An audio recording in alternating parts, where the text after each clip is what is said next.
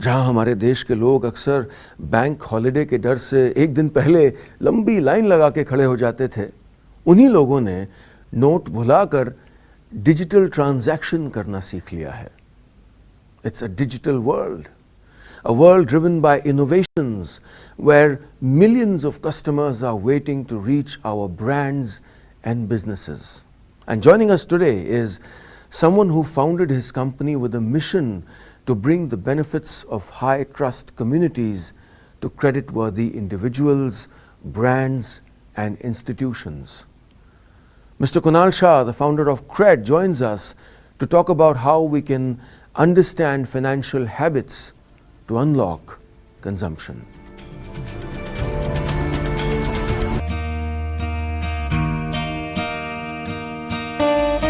Thank you so much for having me over here. My name is Kunal. I'm founder and CEO of Cred.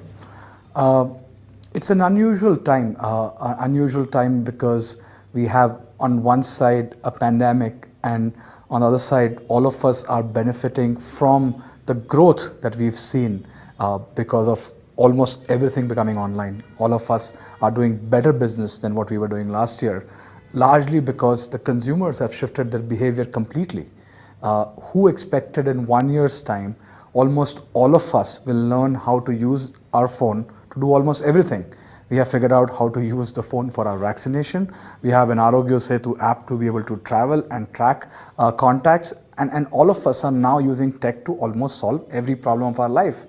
And this consumer behavior that has shifted, where we are learning online, where we are doing meetings online, we are doing this conference online, we have reached a point where this behavior is likely to go back to what it was before. We are all going to move to a more efficient version. And this creates an immense opportunity ahead of us, where all of our businesses can grow exponentially. And the path to get to 5 trillion economy does not look that difficult. However, there are 4 catalysts that will drive this particular growth, and we need to be all knowing it and thinking about it and working towards it. Let's quickly talk about that. The first one is expanding credit.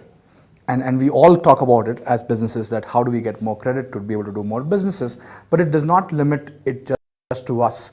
The consumers need to get access to credit. We need businesses to get access to credit. We need our service providers to get access to credit. And everybody needs to invest in expanding their businesses, their capabilities, their infrastructure. And consumers need credit to be able to expand their imagination, their desires, their capabilities to think that can they believe in their future much more. Credit is nothing but our own belief in future, right? And as we are getting to a place where we are all bullish about the future of this country, it is also important that we make it extremely easy to create credit happen. Now, this is not just a bank's responsibility. There are many players and constituents that are going to play a role of giving credit. We need companies to be able to give credit on the supply. We need consumers to be able to kind of get access to unsecured credit to purchase things or increase their basket size. We will need access for a lot of these smaller brands to seamlessly get credit and not really go through this a dangerous process of going and filling hundreds of documents to get there. As a new brand, a new startup, we'll need access to credit and more better cash flow to make things work. But there are some pitfalls. We need to also worry about financial literacy, which is something that we all have not been taught in our school and colleges, but affects our life completely. Now think about it, that we all give everybody seamless credit access, and none of us are trained to pay our bills on time or pay our EMIs on time. Impact on credit score, impact on our lives. All of this is going to create a huge issue if we do not do expansion of credit along with financial literacy. And financial literacy is not just limited to consumers. Almost every individual in this country, including businesses, including individual, including every single constitution, needs to be trained. And I think there's going to be more and more focus towards that, because you cannot expand credit without really doing financial literacy. And we also have like great infrastructure in place for getting credit done. We have in the last 5 years figured out how to get the entire, let's say, system on GST now, and it was an unimaginable task to be able to pull off, but now we've got the whole system on GST. We have UPI, which is kind of broken out in the last 5 years, where all the transactions between entities are now all getting digital thanks to that. And who would have imagined that COVID would have been the biggest reason we would stop using less cash, because we are now worried about exchanging notes, and we prefer digital payments now. We have infrastructure like Aadhaar in place. We have infrastructure in form of the entire account aggregator that has already come in place. We have all sorts of things laid out for credit to become truly seamless. And very soon, there'll be at least 100 fintechs, if not more, which will be currently actively participating in kind of making lending rails even more sophisticated, even more easy to get. And it will not be considered to be a big deal or a big process to go through to be able to get access to credit. I think it will become as seamless as kind of getting access to water from your tap, and that is where the company will start seeing exponential growth, all powered by credit. And second, but probably the most important catalyst, is encouraging women to participate in the labor force. We have a very worrying stat in front of us. Less than 8% of urban Indian women are currently having financial independence or independent income, as we talk about it. And this is something that we should be all worried about, because consumption grows when the per capita income grows, and per capita income cannot grow with only one gender working. We have currently Bangladesh in front of us, which has crossed us on per capita income, with 68 to 70% of their urban female population working, and we are at 8%. We are probably the lowest in the Asian subcontinent, and we need to be worried about that. We need to be thinking about that if we are not going to grow, how will the consumption grow? We should think about that, like women are the sort of catalyst for the long tail consumption. They encourage more unique SKUs to be bought, more long tail merchants are sought after by women. Everywhere in the world you will see like global platforms where long tail brands are selected. Women are the ones who are actively discovering and participating and buying some of these products.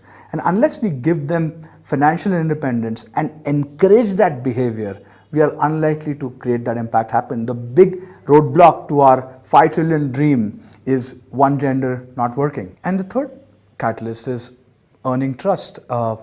As businesses, earlier we would have trust because we would be around in a geography where people know us, people understand who we are, what our backgrounds are, what our family were, and they would just start buying from us because they knew us. But now in this big world of online, they don't know who you are, and unless they can trust your brand or even recognize your brand or appreciate your brand, you are less likely to become a very large business.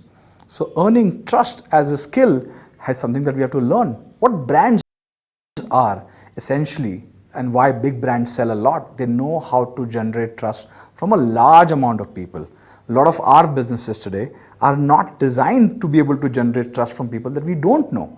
And we need to learn all of these things. We cannot expect that we just put our stuff online, it will start selling. It doesn't work that way. We need to create a mechanism of learning how branding works. We need to probably get trained on what branding is all about. We need to understand. It's not something like, acha ad kar denge. That's not how branding works. Brands are all about creating a story that people trust. They need to understand, why do you exist? Why do you do this product? What does this product solve for? Who are the other people who are using this product? Do you have good ratings? Do you have good reviews? All of this are things that we need to invest. Otherwise, we'll be all at mercy of other people to make things work for us, and we'll get like pretty much disintermediated right now. Let's think about this situation. How many of us know about a branded banana? We don't know about that because it was never required to be done, because we never thought about buying branded bananas. We would just go to the local store that we always bought from, and we trusted their quality and we bought it. But now that we are online and there are 200 probably people selling bananas right now, we are probably going to be making choices based on somebody that we know or recognize. And I'm probably giving a bad example, but I hope you guys understand that the role of being recognizable and trusted is become more important than ever. And unless we invest in learning the skills of it, investing in what it means in terms of creating our own website, our social media, our Instagram, all of that. None of us are going to become bigger unless we learn the art of earning trust.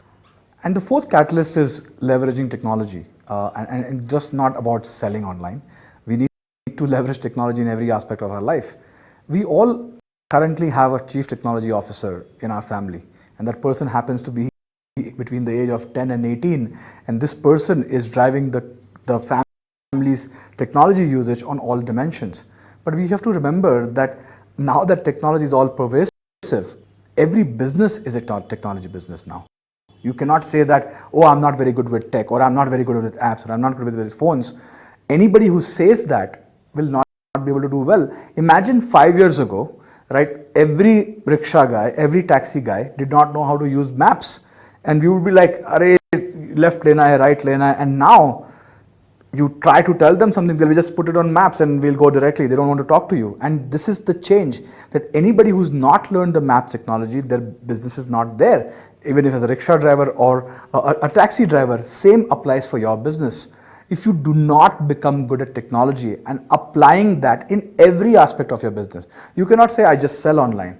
I will ask you, how do you do your payroll? Do you have it online, or do you have it digital, or are you doing it manually? How are you managing your accounts? How are you managing your GST? How are you managing your inventory? How are you managing your claims? All of that aspect has to be driven through technology, and unless you invest in that, invest in learning how to use that, you are not going to be able to make it big. Leveraging technology is going to be actually the key determinant for your existence. Forget about your growth. And unless and until you actually invest on every aspect of it, your business is not going to make it big.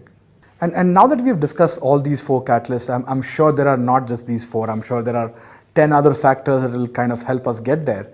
But we are at an opportunity of a lifetime. We have come from a very, very difficult year, probably a difficult decade behind us. And now everything is set. Everything is ready for us to make it big. The country is ready. The infrastructure is ready. Everything is in a place, and we have the opportunity of a lifetime. And I'm as excited as you guys are about the India's decade that is ahead of us, which is going to be the decade of highest growth that we've ever had, and will transform this country forever.